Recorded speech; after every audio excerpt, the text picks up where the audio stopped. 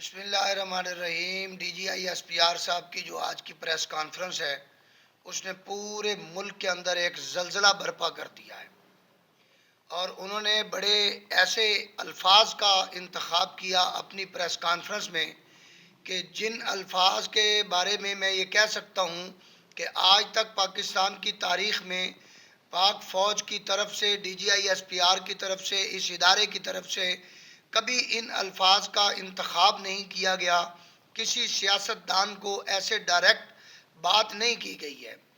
میں اتفاق کرتا ہوں D G I S P R صاحب آپ کی ہر بات سے، لیکن میں ایک سوال ضرور میرے ذہن میں پیدا ہوا ہے۔ میں یہ نہیں کہتا کہ میں وہ سوال آپ سے پوچھتا ہوں، کیونکہ آپ سے سوال پوچھے نہیں جا سکتے۔ آپ سوال پوچھنے والے ہیں اور ہم جواب دینے والے ہیں۔ سوال میرے ذہن میں یہ پیدا ہوا ہے جس کا مجھے جواب نہیں آپ سے چاہیے، میں نہیں جواب مانگ نہیں رہا ہوں آپ سے، میں صرف یہ کہہ رہا ہوں، اپنے آپ سے پوچھ رہا ہوں، اور یہ سوال میں اپنی قوم کے ساتھ بھی شیئر کر رہا ہوں تاکہ میری قوم کو بھی پتہ چلے کہ یہ جو ذہنی مریض ہے، یہ جو اپنے آپ کی اور خود پسندی کے اندر اس قدر شکار ہو چکا ہے خود پسندی کا، کہ جو سمجھتا ہے کہ میں ہوں تو پاکستان ہے، اگر میں نہیں ہوں تو پاکستان نہیں ہوں، اس ذہنی مریض کو، اس خواتین میں جکڑے ہوئے شخص کو، اور اس ہاتھ میں تسبیح پکڑے غلام کو، اس ذہنی مریض اور ذہنی غلام کو بیٹا بنا کر پاکستان کی قوم پر مسلط کس نے کیا ہے؟ میرا سوال یہ ہے۔ یہ قوم ایک تجربہ گاہ ہے، لیبارٹری ہے۔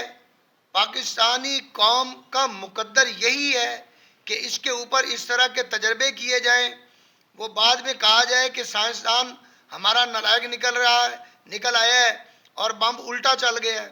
ہم نے مان لیا کہ یہ ذہنی مریض ہے، ہم نے مانا کہ یہ خواتین کے اندر گھرا ہوا شخص ہے، ہم نے مانا کہ ان کا پراپوگنڈا اور ایجنڈا انڈیا کے ساتھ مطابقت رکھتا ہے۔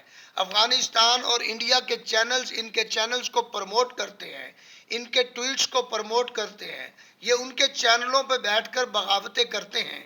لیکن مجھے یہ سمجھ نہیں آ رہی وہ کون سے جرنیل صاحب تھے جنہوں نے ان کا مینار پاکستان میں جلسہ کامیاب کروایا تھا۔ مجھے یہ سمجھ نہیں آ رہی ہے وہ کون لوگ تھے جو اس ذہنی مریض کو ہمارے اوپر لا کر جنہوں نے مسلط کیا تھا۔ اگر ایک ذہنی مریض اور پاکستان پر مسلط کر دیا گیا، اول تو پاکستان کے پلے پہلے ہی کچھ نہیں بچا۔ تو بہرحال میں پاکستانی قوم کی بات کر رہا ہوں۔ پاکستانی قوم کی مالی فائنینشیل حالت کو آپ ایمانداری سے اگر تجزیہ کر کے بتلائیں تو کچھ بھی نہیں بچا پاکستانی لوگوں کے پاس۔